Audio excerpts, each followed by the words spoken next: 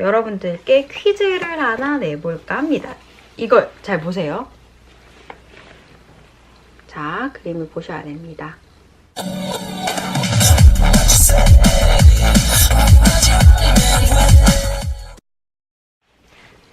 안녕하세요.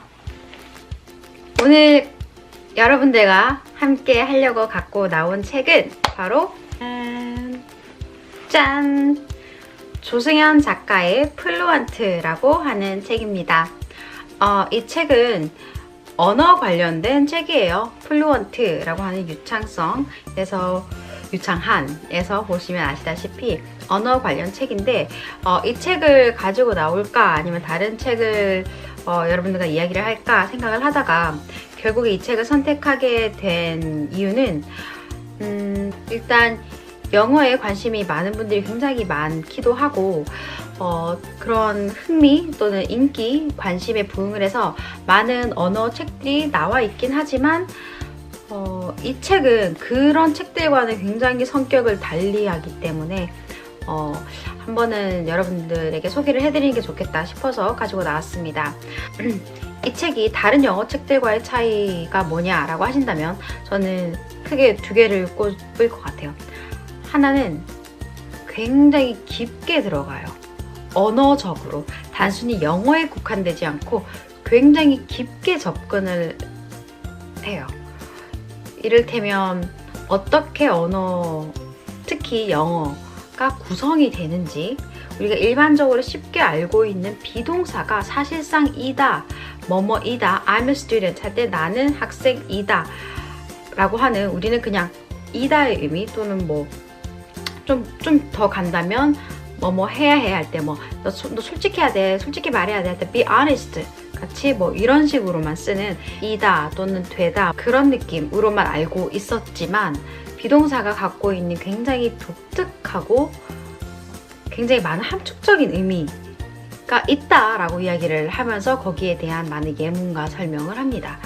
그래서 여느 영어 책이라면 막 문장도 많이 나오고 막 그럴 거 아니에요. 그런데 여기는 어떤 영어의 문장들이라고 하는 건 그냥 어떤 설명을 할 때 예를 드는 정도에 지나지 않는 거고, 특히 어떤 차이의 예를 들 때 그냥 좀 간간히 나오는 거고, 다 굉장히 고차원적인 그런 설명들로 가득 차 있는 책입니다.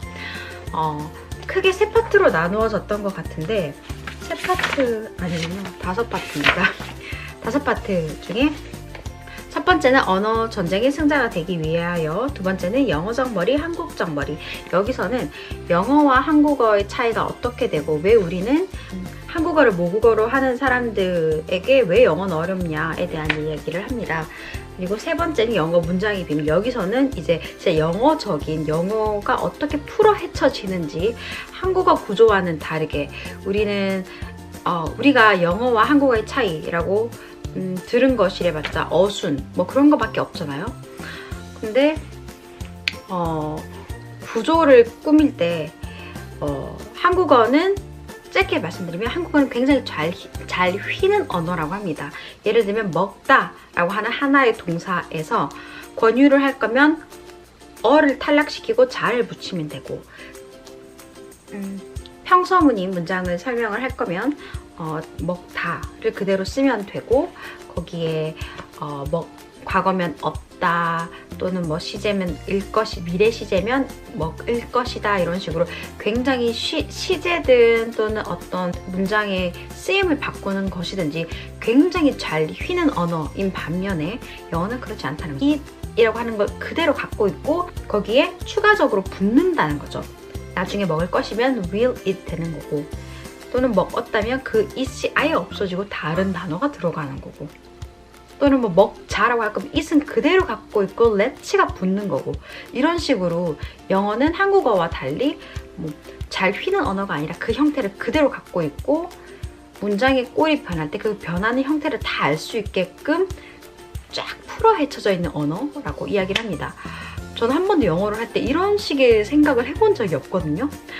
근데 이런 설명을 듣고 이렇게 형태를 보니까 진짜 영어는 어떻게 움직이는지 영어 문장 속에서 다 이렇게 뼈를 정말 헤쳐 모여가지고 어떻게 이 문장이 형성되기까지 어떤 구조를 탔는지가 흐름이 쫙 다 보이는 그런 언어였구나 라는 것을 저는 비로소 알 수가 있었죠.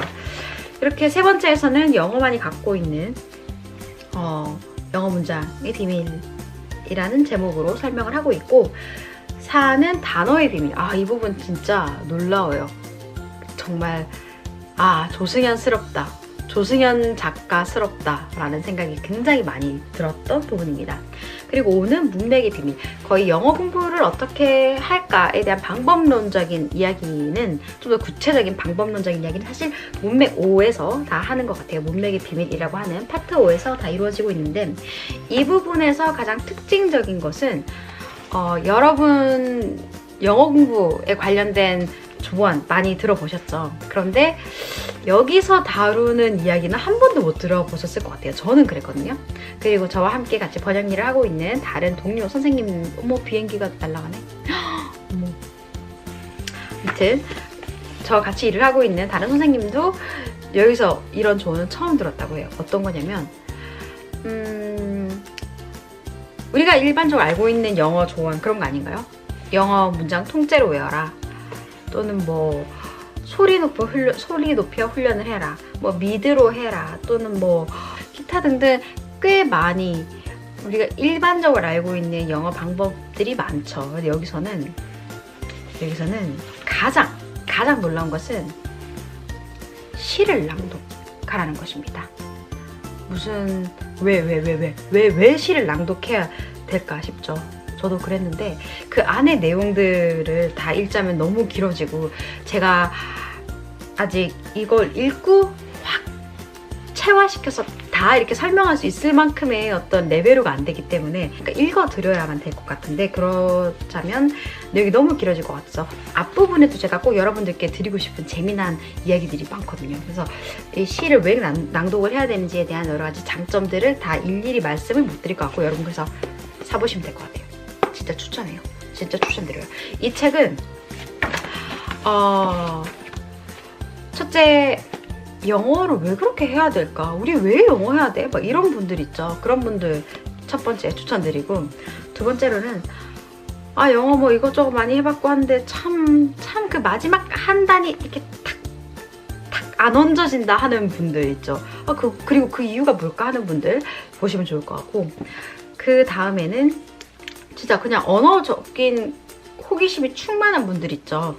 그리고 그분들은 대부분 현재 언어와 관련된 일을 하시는 분들 중에 그런 분들이 많을 것 같은데, 언어적 호기심, 언어를 좀 깊이 파고자 하는 분들, 그리고 영어에 국한되지 않더라도 다른 모든 언어, 한국어에도 민감하고 뭐 외국어에도 민감하고 언어적으로 굉장히 민감한 분들 있죠. 그런 분들이 봐도 너무 재밌다 싶을 것 같아요. 이 중에서 그래서 저는 먼저 여러분들께 퀴즈를 하나 내볼까 합니다. 이걸 잘 보세요. 자, 그림을 보셔야 됩니다.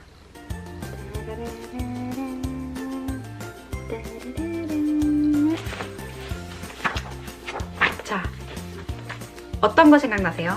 봤던 사진들 중에? 왠지 우리는 비슷한 생각을 할 것 같아요. 해초 보셨죠? 물고기 보셨을 것 같고, 그리고 뭐 좀 자세히 봤다면 자갈도 봤을 것 같고, 기타 등등을 저는 봤거든요. 여러분의 대답도 크게 다르지 않을 것 같아요. 이 사진은 서양인들의 뇌와 아시아인들의 뇌가 어떻게 작용을 하는지, 어떻게 다르게 작용을 하는지를 실험할 때 쓰였던 어떤 사진입니다. 일단 아시아인들에게 이 사진을 보라고 하고 어떤 게 기억났니? 라고 물어봤을 때 대답은 이러합니다. 어항이 있습니다. 두 번째 문장, 어항에 큰 물고기가 3마리 있습니다. 세 번째, 어항에 작은 물고기도 2마리 있습니다. 네 번째, 해초도 있고 소라도 있습니다. 다섯 번째, 자갈이 거칩니다. 여섯 번째, 물이 탁합니다. 가 있습니다. 그런데 서양 사람들은 전혀 다른 소리를 해요. 진짜. 첫 번째, 물고기가 수영을 하고 있습니다. 두 번째, 큰 물고기가 몇 개의 다른 고기들과 수영을 하고 있습니다. 세 번째, 큰 물고기가 다른 큰 물고기와 수영을 하는데 그때 다른 두 개의 작은 물고기가 반대 방향으로 수영을 하고 있습니다. 라고 했다고 합니다. 여기서 차이가 확 느껴지시죠? 아시아인들은 뭔가를 봤을 때 어떤 큰 그림을 보고 배경에 먼저 눈이 가죠. 그래서 배경을 먼저 파악을 하느라 눈동자가 이제 한번 싹 움직이는가 하면 서양인들은 큰 그림 봤을 때 가장 큰 것, 가장 중요해 보이는 것에 먼저 초점을 맞춘다고 합니다. 그리고는 어떤 이야기를 풀어나갈 때 또는 뭐 그 기억을 소환해낼 때 그것을 중심으로 이야기를 한다는 거죠. 이러한 사고적인 방식이 언어에도 고스란히 드러납니다. 어떤 거를 예를 들 수 있을까요? 중요한 거 먼저 나오는 거. 가장 우리가 다 알고 있는 거는 뭐 동사가 앞에 바로 튀어나온다는 것. 부정문, 우리는 끝까지 들어봐야 알잖아요. 근데 영어는 부정문, 긍정문 이런 거 그냥 단번에 나오죠. 바로 앞에 주어 바로 뒤에 나와 있죠. 이런 것들도 그렇고 또 여기에서 예를 든 것에 따르면 주소 같은 것 있죠. 우리는 예를 들면 점점 줄어드는 거잖아요. 서울시 뭐 강남구 역삼동 뭐 108동 어쩌고저쩌고 뭐 이런 구조라면 쫙 줄어드는 구조라면 서양은 자기가 중심 또는 뭐 자기 주변에 있는 가장 가까운 것 또는 가장 큰 것이 중심으로 해서 쫙 확장되는 것. 일단 내가 제일 중요하니까 내 이 뭐 108동 212호가 가장 중요하고 그게 먼저 나오고 그리고 뭐 역삼동 강남구 서울시 이런 식으로 나간다는 거죠. 이렇게 너무 어떤 돌아가는 사고 자체가 다르다라고 이야기를 합니다. 그 외에도 굉장히 많은 여러 가지 실험들이 있고 그리고 관사 같은 거 있죠. 관사 진짜 어렵잖아요. 외국인으로서 영어를 배울 때 정말 관사 너무너무 까다롭고 너무너무 뭔지 모르겠는 게 바로 관사잖아요. 그런데 그러니까 왜 그들은 관사를 그렇게 굉장히 그냥 몸에 배워서 그렇게 잘 쓸 수 있을까에 대한 이야기를 합니다. 뭐 폴더를 그들은 머릿속에 만들고 어쩌고저쩌고 굉장히 긴 이야기가 있는데 이것도 직접 보시면 좋을 것 같아요. 이 책에서는 그러니까 링구아 프랑카에 대한 이야기를 합니다. 링구아 프랑카, 즉 세계 공용어, 모든 사람들이 쓰는 언어에 대한 이야기를 하는데 그건 당연히 뭐 저도 알고 여러분도 아시다시피 영어가 독보적인 위치를 차지하고 있죠. 전 세계의 언어가 70 몇 개인가? 뭐 그렇게 있대요. 굉장히 많은 언어가 있는데 아니네요. 완전 틀렸네요. 전 세계 74명 명이 7,097개의 언어로 소통을 하고 있다고 합니다. 그 중에 약 572개의 언어가 공식 언어로 인정이 되고 있다고 합니다. 그렇게 보면 확률이 한 10대 1의 경쟁률을 뚫고 이제 언어가 계속 남아 있을 수 있는 건데 한국어도 뭐 572개 중에 하나겠죠. 그런데 EGID라고 하는 뭐 이렇게 읽는 게 맞는지 모르는데 일단 EGID라고 하는데 이게 언어도 이제 동물의 약육 강식의 시스템을 따른다고 해요. 좀 더 많은 사람이 사용을 하는 거면 어떤 계속해서 생존을 할 수 있고 그렇지 않으면 언어가 이제 쇠하게 되고 나중엔 아예 사라지는 그런 상황에 이르는데 그 EGID라고 하는 툴로 계산을 해봤을 때 이제 0, 10으로 이제 스펙트럼을 0과 10으로 봤을 때 0에 가까울수록 다음 세대에게도 계속 학습이 되고 전해지는 언어가 되고 10에 가까우면 이제 멸종의 언어가 되는데 0에 가까운 언어가 0으로 나오는 언어가 딱 5가지라고 합니다. 영어, 중국어, 프랑스어, 스페인어, 러시아어 많이 0에 가깝다고 합니다. 영어가 약 9억 4천만 명이 쓰고 있다고 해요. 그러니까 어떤 사람들은 그러면 중국 인구 생각해보면 뭐 중국인들이 더 많이 쓰겠네 라고 생각할 수도 있지만 그렇지 않다라고 이야기를 합니다. 우리는 국가의 지형과 언어의 지형이 다르다는 거에 대한 개념이 조금 없죠. 왜냐면 우리는 딱 진짜 이 토끼처럼 생긴 이 한반도 내에 살고 있는 사람들이 국어를 쓰니까 물론 저기 뭐 카자흐스탄의 고려족 뭐 저쪽에 조선족 쓰긴 하지만 그래도 주는 한반도 내의 사람들이 쓰는 거잖아요. 그러니까 국가적 언어의 지도를 놓고 언어 지형도를 놓으면 거의 다 겹치죠. 그런데 중국은 그렇지 않다는 거죠. 중국 인구 중에서 우리가 보통 HSK를 칠 때 나오는 그 표준적인 언어를 쓰는 사람이 중국어 전체에 봤을 때 우리처럼 그렇게 거의 동일하게 나오지 않고 굉장히 많은 사람들이 토착어 또는 뭐 지역어, 어떤 경우에는 정말 소통도 거의 불가능한 그 정도의 방언을 쓰고 있기 때문에 단순히 인구수만 고려를 해서 이렇게 많은 사람들이 중국어를 쓴다라고 할 수 없다는 거죠. 그리고 뭐 영어가 소위 글로벌 언어라고 부상한 이유는 이제 여기서 적혀있는데, 영어를 사용하는 사람들의 광범위한 지리적인 분포, 뭐 아프리카 사람들도 쓰고 막 그러잖아요. 자메이카 사람들 그들의 방식대로 쓰죠. 오스트레일리아, 저 오세아니아 대륙에 있는 사람들도 쓰고, 호주, 뉴질랜드, 파푸아뉴기니 그쪽 다 쓰죠. 그리고 사모아 뭐 그런 쪽도 쓰고, 뭐 이런 식으로 지리적 분포, 그리고 서로 다른 영어 사용 집단끼리의 상호 소통 가능. 방금 전에 말씀드린 건데 서로 다른 언어. 영어는 영어인데 뭔가 서로 달라. 자메이카에 사는 사람의 영어와 웨일즈에 있는 영어 다르죠. 하지만 소통 문제없이 되죠. 그러니까 이런 것, 이 두 가지를 특징으로 영어가 전 세계의 공용 언어가 될 수밖에 없다. 그리고 그 위치를 굉장히 공고히 잘 지키고 있다라고 이야기를 합니다. 먼저 영어가 세계 공용어이기 때문에 우리가 만약에 그 세계 공용어를 알았을 때 그렇지 않은 사람과 그것을 원활하게 잘 활용할 수 있는 사람 간의 정보 습득력 또는 뭐 장사를 하든 뭐 마케팅 사업 뭐 이런 것들 여러 가지를 함에 있어서 영어를 할 줄 아는 사람과 그렇지 않은 사람들이 누릴 수 있는 또는 뭐 시장에 접근할 수 있는 그 권한, 그 영역 자체가 굉장히 다르다라고 이야기를 합니다. 그 부분 잠깐 읽어드릴게요.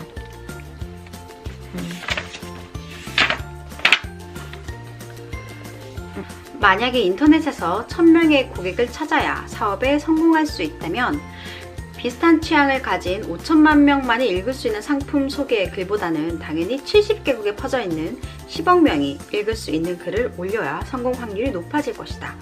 이것이 영어가 인터넷을 지배하게 된 이유다.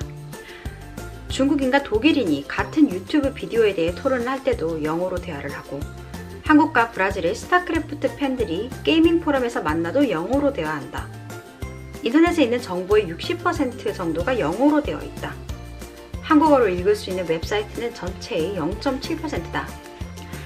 회사에서 비슷한 주제의 자료 조사를 할 때 영어를 쓱쓱 읽어내리고 구글에 정확한 영어 검색어를 입력할 수 있는 사람은 그렇지 않은 사람에 비해 무려 90배나 많은 정보, 그것도 수십 개국에서 10억 명이 실시간으로 올리는 다양한 정보를 접할 수 있다 라고 합니다.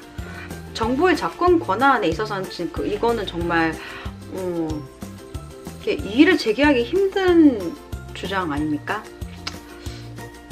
진짜 그런 것 같아요.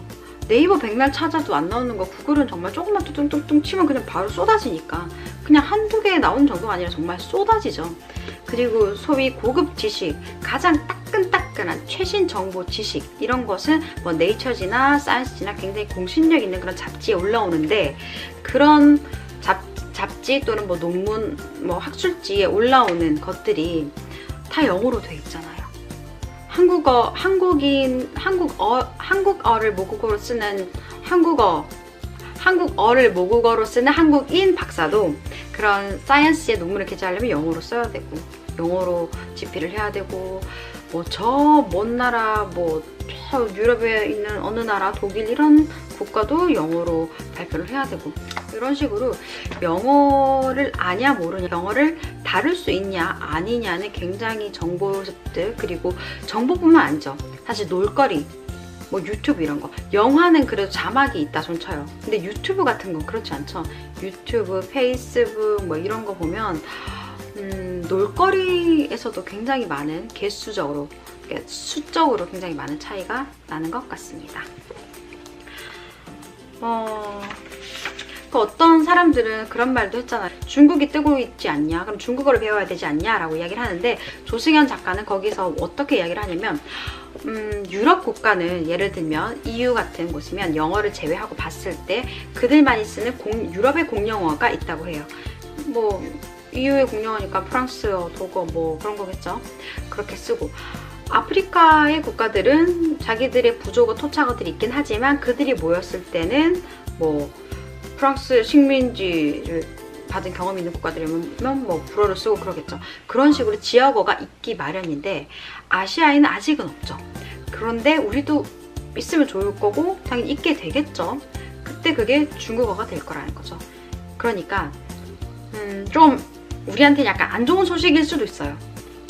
조승현 작가는 우리가 영어를 버리고 중국어를 공부하는 게 아니라 지역어인 중국어도 공부하고 세계 공용어인 영어도 공부하고 뭐 다 공부해야 된다. 공부를 열심히 해야 된다. 뭐 그런 말을 합니다. 네. 그리고 또 어떤 기계가 등장을 하면서 그러면 언어 공부가 방향을 잃는 거 아닌가? 어차피 기계가 대체할 거니까 라고 이야기를 하는데 전혀 그렇지 않다고 해요. 정말 다행이네요. 언어 뭐 이제 통번역을 하는 사람으로서 정말 다행인 이야기인 것 같아요. 다행이기도 다행이 아니라 뭐 당연히 그렇다고 생각해요. 그러니까 이전에는 물건 사는 언어 정도의 언어만 해도 시장에서 경쟁력이 있어서 어떤 지갑 시장에서 거래가 될 수 있었다면 이제는 기계가 대체하니까 그런 것들 정도 그 정도의 언어적인 능력은 어차피 기계가 다 대체가 될 거다. 그래서 우리 인간은 기계가 하지 못하는 그런 언어, 감정을 전달하고 어떤 기계가 못하는 부분들 있죠. 그런 것들까지 우리는 더 해내야 된다는 거죠. 그렇기 때문에 오히려 그런 시대가 도래하면 할수록 언어 학습의 중요성은 더 커진다는 겁니다. 그냥 물건 사고 뭐 얼마입니까? 깎아주세요. 뭐 이 정도로는 이제 할 수가 없어요. 이 정도는 어차피 이 정도 능력은 기계가 하는 것만으로도 충분하니까요. 어떤 자기가 진짜 정보를 활용을 해서 어떤 가치 있는 무언가로 재생산할 수 있으려면 어떤 자신의 어떤 감정을, 소외를 허심탄회하게 말할 수 있으려면 훨씬 더 기계보다 뛰어난 언어 능력이 필요하다고 이야기를 하기 때문에 조승현 작가는 언어라는 게 유행에 휩쓸려서 이렇게 저렇게 해야 되는 게 아니라 정말 열심히 꾸준히 5년에서 7년 정도가 꾸준히 이어져야 어떤 결실을 볼 수 있는 굉장히 장기적인 목표가 될 수밖에 없는 거기 때문에 이렇게 길게 제대로 흔들리지 않고 학습 계획을 짜야 된다고 합니다. 그리고 그래서 그치 영어 뭐 좋은 거 다 알고 영어 해야 되는 거 다 아는데 근데 왜 이렇게 어렵냐에 대한 이야기를 우리 정말 너무 많이 하잖아요. 그래서 일각에서는 뭐 한국 교육이 문제다 뭐 이런 것도 있고 어릴 때부터 하면 된다 뭐 이런 것도 있고 뭐 너무너무 많은 이야기들, 과학적 입증이 뭐 됐는지 안 됐는지 알 바 없지만 아무튼 굉장히 많은 이야기들이 있고 굉장히 많은 방법들이 생겨나고 있는데 저는 사실 이 작가님이 말하기 전부터 그렇게 생각을 했어요. 뭐냐면 그냥 한국어와 영어 자체가 너무 다른 언어다는 거. 교육이 안 좋고 자식으로 떠나서 그냥 너무 다른 언어니까 못하는 게 너무 당연하다. 우리가 학교 교육으로 일본어를 배워도 잘하죠. 학교 교육, 영어 교육과 다를 거 없고 오히려 더 허술하잖아요. 그러니까 제2 외국어로 일본어를 배울 때. 근데도 그 정도만 배우면 충분히 기틀을 잡을 수 있단 말이죠. 그럼 이게 과연 교육 탓만 할 수 있을까? 물론 교육 탓도 있다고 생각을 합니다. 근데 이걸 교육 탓만 할 수 있을까? 독일어, 스페인어 애들이 영어를 잘하는 거 걔네들 교육 방법이 너무너무 올바라서 그거 아닐 것 같다라는 생각을 했었거든요. 여기서도 똑같은 말을 해요.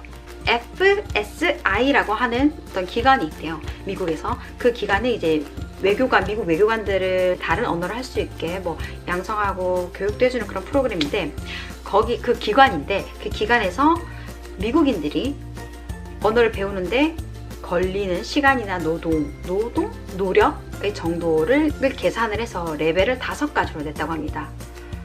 1레벨, 미국인들이 배우기 가장 쉬운 1레벨은 600시간만 배우면 되는 이탈리아어, 스페인어, 프랑스어. 스페인어 맞나? 잠시만요. 한참을 찾았어요.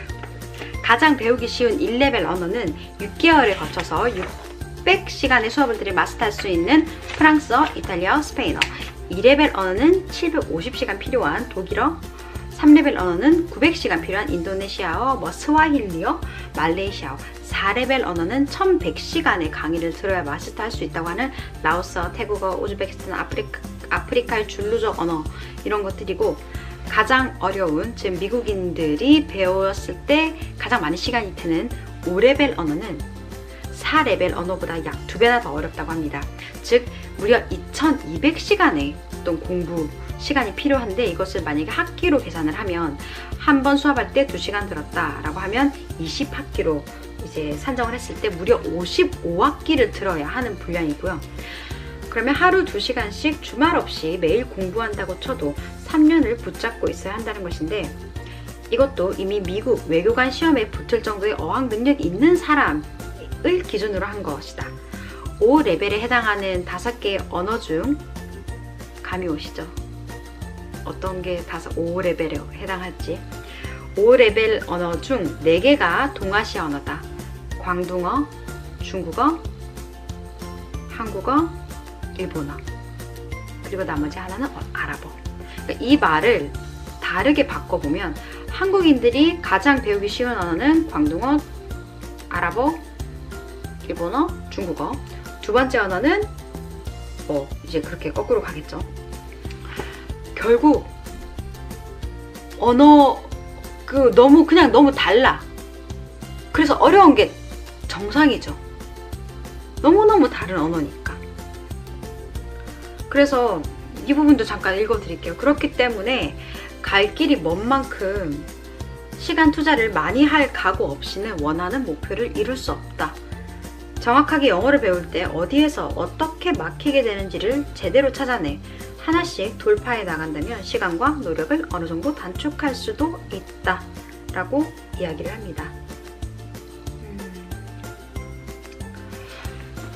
언어가 너무 다르니까 우리가 이렇게 진짜 힘들게 하는 건데도 원하는 만큼 안 나오는 건 너무 당연한 것 같아요.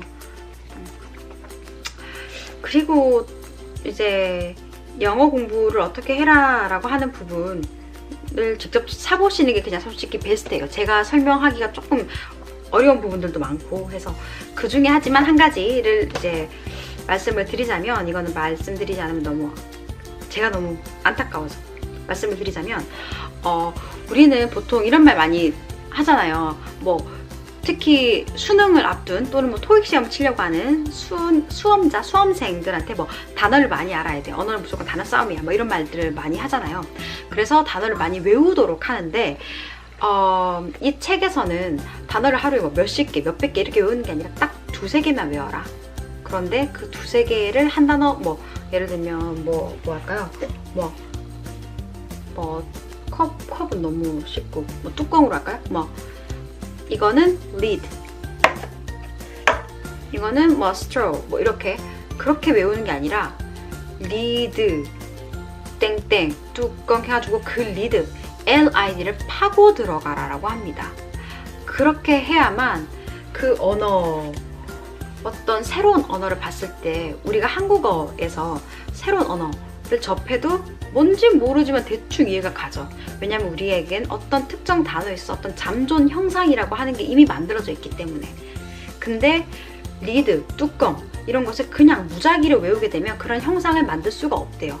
숨어있는 어떤 뭔지 모르겠지만 갖고 있을 것 같은 그런 이미지, 그게 머릿속에 존재하지 않는다는 거죠. 그렇게 되면 정말 언어는 계속해서 바뀌는데 우리는 계속해서 새로운 너무 많은 언어를 계속해서 배워야 되는 문제가 있고, 또한 다 언어가 이제 영어 쪽은 스페인어, 이태리어, 불어 같이 영향받아서 약간 다 뭔가 섞여 있잖아요. 그런데 이걸 타고 들어가서 배우게 되면 그 다음 언어를 배우는 것도 훨씬 수월해진다고 이야기를 합니다. 그래서